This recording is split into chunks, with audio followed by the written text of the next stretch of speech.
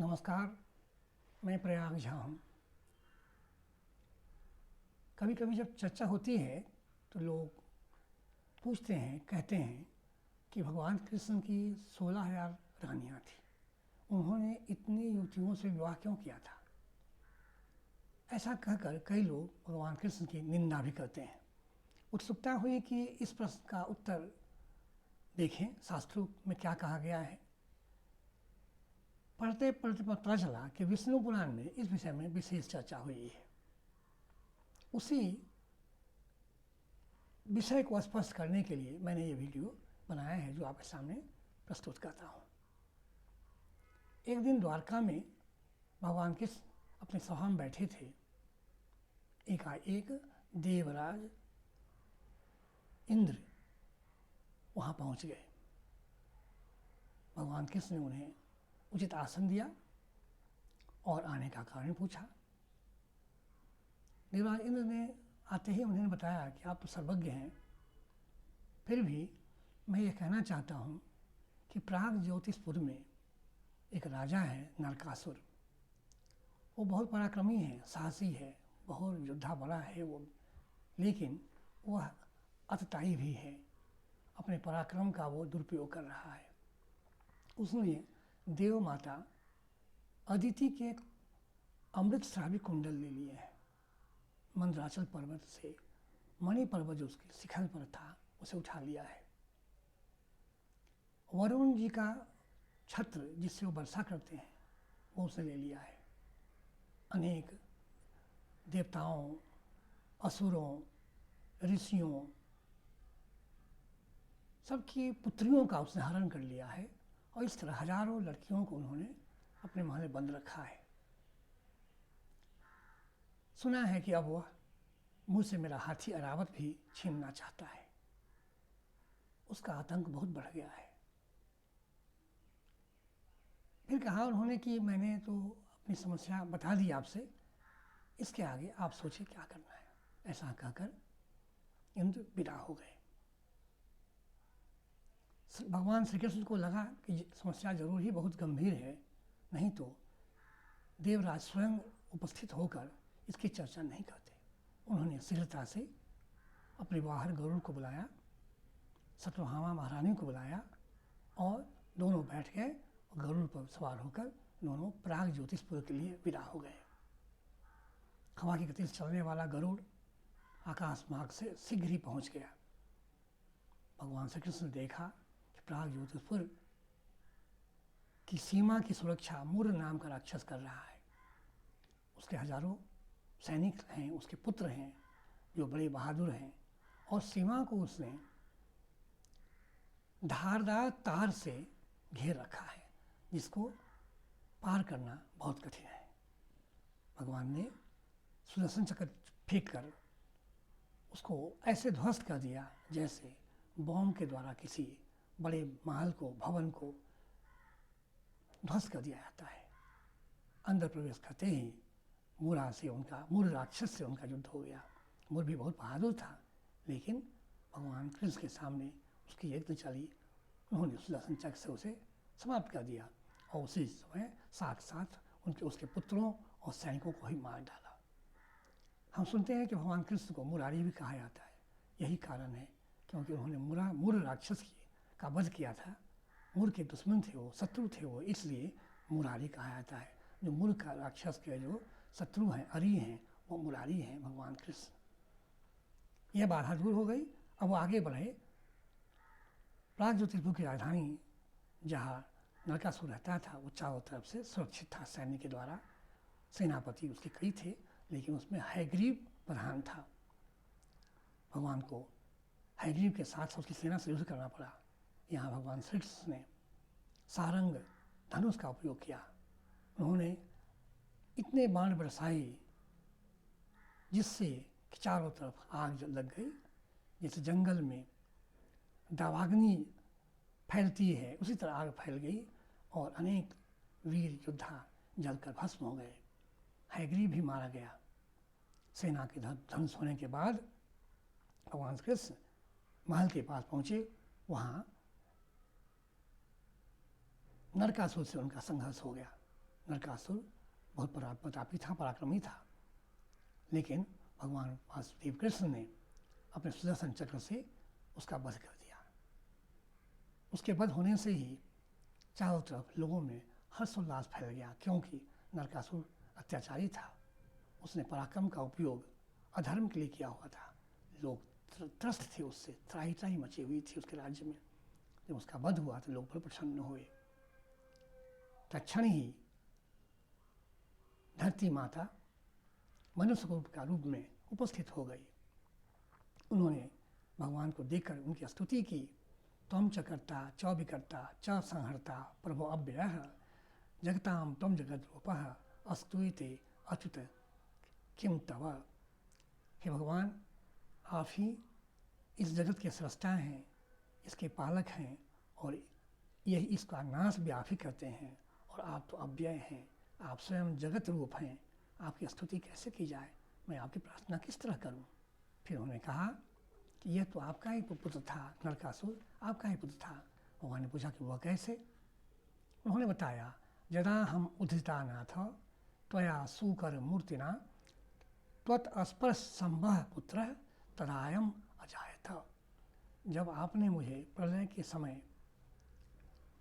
जल से बाहर निकाला था, सूकर रूप में, वराह रूप में जो आपने अवतार लिया था, और मुझे प्रलय के समय जल से बाहर निकाला था, उस समय आपके स्पर्श से ही मैंने इस पुत्र का जन्म दिया था। यह पुत्र आपका ही पुत्र था। यह पराक्रमी अवस्था, यह अत्याचारी था। आपने इसका वध कर इसका अंत कर दिया है। जगत के कल्याण के लिए अच्छा ही हुआ, और इसका भी अच्छा इसलिए हुआ कि यह आपके हाथों मारा जाने से यह खुद भी स्वर्ग चला जाएगा। अब मेरी आपसे प्रार्थना है कि इसकी संतानों की रक्षा करें आप, उनको कुछ ना करें, क्योंकि उन्होंने कोई अधर्म नहीं किया है। उनको आप अभय दान दें। उसके बाद धरती माता ने उन्हें दिखा दिया कहाँ क्या वस्तु रखी हुई है। भगवान नरकासुर का वध हो चुका था, इसलिए वो महल के अंदर गए। उन्होंने देखे कहाँ मणिपर्वत रखा है। धरती माता ने स्वयं ही उन्हें अदिति देव माता अदिति के अमृतशाही कुंडल उनको दे दिए थे। उन्होंने दिखाया कहाँ लोगों से लूटे हुए धन रत्न हीरे रखे हुए हैं, कहाँ वो छत्र रखा हुआ है वरुण देवता का, और किस तरह अबला लड़कियां, स्त्रियां, युवतियां बंदी बनाकर रखी गई है। भगवान ने उनको सबको मुक्त किया। उसी नरकासुर के सेवकों के द्वारा उन्होंने हीर रत्न सबको, और उन युवतियों को 16,100 युवतियों को द्वारका भेज दिया। देव माता के कुंडल, मणि पर्वत और वरुण देव के छत्र लेकर वह वहाँ से गरुड़ पर सवार होकर देवलोक को चले गए। उसकी कथा अलग है, जिसको मैं अभी उस पर विचार बात नहीं करूँगा। कुछ दिनों के पश्चात वह द्वारका वापस आ गए। द्वारका में उन्होंने पुरोहितों से चर्चा की कि इन 16,100 युवतियों का क्या किया जाए, उनका उद्धार कैसे हो। उन्होंने स्वयं ही कहा कि कोई अच्छा मुहूर्त, शुभ मुहूर्त दिखाएं, बताएं, निर्णय करें। मैं इन सभी युवतियों से स्वयं विवाह कर इन्हें एक सम्मानजनक सामाजिक स्थिति, स्टेटस उनको दूंगा मैं। इसके पश्चात उनके रहने की व्यवस्था की गई। हर युवती के लिए अलग भवन बनाए गए, और पुरोहितों की सहायता से, उनके मार्गदर्शन में भगवान कृष्ण ने इन 16,100 युवतियों से विवाह किया।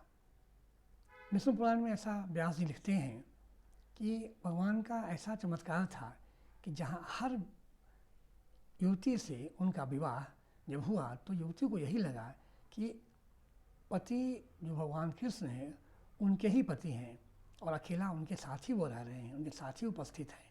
हर 16,100 युवतियों के का विवाह में हर जगह भगवान कृष्ण स्वयं उपस्थित रहे और हर एक को, यही प्रत्येक स्त्री को यही अनुभव हुआ कि उनका विवाह श्री कृष्ण से हो रहा है। इस तरह भगवान कृष्ण की 16,100 रानियां हो गई और ये 16,100 जो युवतियाँ थी, जो प्रताड़ित थी, वह उनकी पत्नी हो गई। हम सब जानते हैं कि किसी दुष्ट ने अगर किसी अबला को का हरण कर लिया हो, युवती का हरण कर लिया हो, तो उसका विवाह नहीं हो पाता, सम्मानजनक ढंग से उसे कोई पत्नी नहीं बनाता है। तो भगवान कृष्ण ने जानते हुए, इस परंपरा को जानते हुए, इस अवस्थित सामाजिक व्यवस्था को जानते हुए ही उन युवतियों को सम्मानजनक स्थान दिलाया, स्थान प्रदान किया। इस तरह भगवान कृष्ण ने विवाह नहीं किए, 16,100 प्रताड़ित अबला नारियों का उद्धार किया, उनको एक सम्मानजनक स्थान दिया। इसके कारण भगवान कृष्ण की प्रशंसा होनी चाहिए, उनकी निंदा नहीं होना चाहिए। उन्होंने अधिक विवाह नहीं किए, अपने सुख के लिए, शारीरिक सुख के लिए उन्होंने विवाह नहीं किए थे, उन्होंने इनके उद्धार के लिए किया था। ये बहुत ही प्रतिष्ठा की बात थी और बहुत हम सबको इस बात के लिए उनको और अधिक सम्मान और आदर करना चाहिए। दूसरी तरफ एक बात और भी जो मुझे लगी, वो ये कि प्राग ज्योतिषपुर, इसका नाम ही है कि जो पूर्व दिशा की ओर है भारत भूमि पर, और जहाँ सूरज सबसे पहले दिखाई देते हैं, वह स्थान, वह भूमि कौन है? वो भूमि आसाम है। और उस तरह जो उत्तर पूर्व के राज्य हैं, वो सब मिलाकर जो भूमि है, अरुणाचल प्रदेश सहित ये भूमि ही प्राग ज्योतिषपुर था। उस जमाने में वही देश था। वो लगता है कि बर्मा, जिसका नाम ब्रह्म देश था, वो भी उसका ही हिस्सा था। अरुणाचल प्रदेश तो बहुत छोटा हो गया है आज। अरुणाचल प्रदेश का बड़ा हिस्सा तिब्बत में चला गया और वह चीन ने उसको ज़बरदस्ती अपने कब्जे में ले रखा है। तो प्राग ज्योतिषपुर बड़ा भूखंड था। और सबसे बड़ी बात ये कि उस राज्य में बड़े प्रतापी राजा हुए हैं, बड़े शक्तिशाली पराक्रमी राजा हुए हैं। हम सबने महाभारत पढ़ा है, हम सब जानते हैं कि युद्ध 18 दिन चला था और 12वां दिन जो युद्ध हुआ था, उसमें पांडवों की सेना का नेतृत्व कर रहे थे भीम, परम पराक्रमी भीम, और कौरवों की तरफ से भागदत्त नाम के प्राग ज्योतिषपुर के राजा ही थे जो उसका नेतृत्व कर रहे थे। वो इतने पराक्रमी थे वो कि अगर वो अपने हाथी, जिसका नाम सुप्रतीक था, उस पर अगर वो सवार हो जाएं तो उनको युद्ध में हराना संभव नहीं था। और वही हुआ। भागदत्त के हाथी ने भीम के रथ को उठाकर फेंक दिया, भीम भी गिर गए, रथ भी टूट गया और भीम की बड़ी मुसीबत में आ गए थे उस दिन। अर्जुन ने जब सुना कि वो हाथी आवाज़ कर रहा है, चिघाड़ रहा है, तो उन्हें लगा कि कोई न कोई भयंकर घटना हुई है। वो शीघ्रतापूर्वक आ गए, उन्होंने वो हाथी का भी वध किया और भागदत्त को भी हराया और उसका भी वध कर दिया। इस तरह उस दिन का युद्ध समाप्त हुआ। प्राग ज्योतिषपुर आधुनिक युग में भी बहुत महत्वपूर्ण रहा है। वहाँ के लोग कितने पराक्रमी थे, इस बात का अनुमान लगा लीजिए इस बात से कि औरंगजेब की सेना ने कई बार प्रयास किए, लेकिन आसाम पर उनका कब्जा नहीं हो पाया, वहाँ के योद्धाओं को वो हरा नहीं पाया। आपने सुना होगा कि अरुणाचल प्रदेश के कुछ सिपाही, कुछ वहाँ के लोग, जब भारत चीन युद्ध हुआ था 1962 में, उस समय बहुत पराक्रम दिखाया था। सौज की कहानी चारों तरफ उनकी सुनी जाती है कि अरुणाचल प्रदेश के लोग कितने साहसी और कितने धैर्यवान और कैसे प्रतापी हैं। तो वो क्षेत्र, भूभाग जो भारत का है, वो योद्धाओं के लिए प्रसिद्ध है। लगता है कि केंद्र सरकार को इस बात का अनुमान है, इसीलिए जब से नई सरकार आई है 2014 के बाद से उत्तर भारत के उत्तर पूर्व भारत के उस क्षेत्र पर अधिक ध्यान दिया जा रहा है और विकास के लिए बहुत अधिक प्रयास किया जा रहा है। तो वह हमारा सीमावर्ती क्षेत्र है, इसलिए उसका विकास होना भी चाहिए, क्योंकि इस देश की सुरक्षा के लिए वो परम आवश्यक है। इस कथा का अंत यहीं करेंगे। कथा का आरंभ इसलिए किया था कि बताऊं कि भगवान कृष्ण की 16,100 रानियाँ क्यों थी, वो कहाँ से आई थी और उन्होंने इतने विवाह क्यों किए थे, ये आपको स्पष्ट हो गया होगा। ये कथा वस्तु जो है कुछ महाभारत में है, लेकिन अधिकांश भाग जो है वो विष्णु पुराण से लिया गया है। भगवान जगन्नाथ वो जो हमारे माता पिता हैं, पालक हैं, रक्षक हैं, वह महान हैं। वह भक्तों के सम्मान के लिए अपने ऊपर कोई भी अपयश लेने को हंस में तैयार रहते हैं, इसलिए वो सर्वश्रेष्ठ हैं। इसीलिए उन्हें हम त्रिलोकीनाथ कहते हैं। भगवान विष्णु इसलिए सर्वश्रेष्ठ हैं। आपने ये प्रश्न आपके मन में आया होगा कि वह अकेले ही अपनी रानी को लेकर चले गए थे, जानते हुए भी कि वह राजा नरकासुर कितना वहाँ भयानक और कितना बड़ा योद्धा है, तो क्यों चले गए? हम सब जानते हैं, शास्त्रों में ये बात अच्छी तरह कई जगह लिखी हुई है कि भगवान कृष्ण जहाँ जाते हैं उनके अस्त्र शस्त्र उनके साथ ही रहते हैं। उनके शरीर में ही